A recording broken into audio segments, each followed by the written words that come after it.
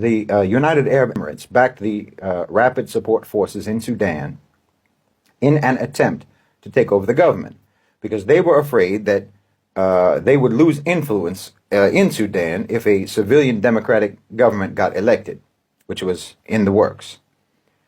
And the UAE has been positioning itself for years now as a broker for everyone's interests. And that's what they were doing in Sudan. They wanted to be a broker for everyone's interests, as opposed to the West dominating Sudan, or China dominating Sudan, or Russia dominating Sudan. They wanted to dominate Sudan and manage everyone else's stake in Sudan. They wanted to be the middleman. I talked about this all the way back when the attempted coup first took place. I said, and I think it's been borne out over time, that everyone was aware of what the UAE was doing. The Americans were aware, the Europeans were aware, the Russians and the Chinese. Everyone was aware, and everyone approved of what the UAE was doing at that time. For the Russians and for the Chinese, and I think for Saudi Arabia as well, their approval was conditional on the coup succeeding and stability being secured and restored quickly. The Americans and the Europeans, well, they approved because either way they could benefit. If the coup succeeded, then they could do business with the UAE.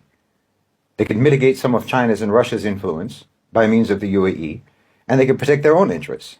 But if the coup failed, then for them, the country can fall into chaos and violence, and that's fine. Because if that happens, then China's and Russia's interests would be undermined anyway, which is mostly what they wanted. And they could push for the war in Sudan to escalate until eventually Sudan could be divided yet again, after they had already successfully divided the South from the country. Now the West could be broken off. So for them, it's a win-win. If the coup works, they win, and if the coup doesn't work, they win. And of course, this is how it's gone. Everyone talks about India being the potential spoiler of BRICS, but in my opinion, the UAE is more dangerous to the BRICS project than India is, even if unintentionally. Because, in my opinion, Mohammed bin Zayed seems to want to emulate the Western colonizer strategy of violence and the strategy of divide and conquer, which is completely at odds with the whole ethos and the whole approach of BRICS. Whether he knows it or not, I think, in my opinion, he's absolutely playing into the hands of the West by backing the RSF.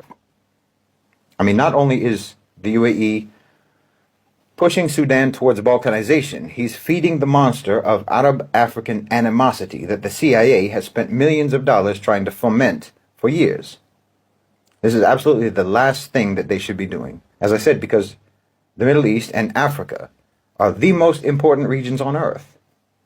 And solidarity and unity between the Arab world and Africa needs to be cultivated. It needs to be fortified. It needs to be strengthened. The UAE is the biggest foreign investor in Africa, more than 3 times Chinese investment. As much as you hear about Chinese investment in Africa, the UAE invests more. It's nearly 10 times the amount of American investment in Africa. And they're doing that precisely because they understand how important Africa is. But with what they're doing in Sudan, well, no one's going to see them as friends. No one's going to see them as allies or partners. They're going to see them as invaders, as usurpers, and who can blame them? What happened in the South African elections was a win for the West. And what's happening in Sudan is also a win for the West, whether the UAE knows it or not. These are among the moves and counter moves I was talking about. The thing that will determine whether the transition to the global South actually results in the economic sovereignty and political independence of the global South, or whether it results in further subjugation and pillage, the thing that will determine that is BRICS.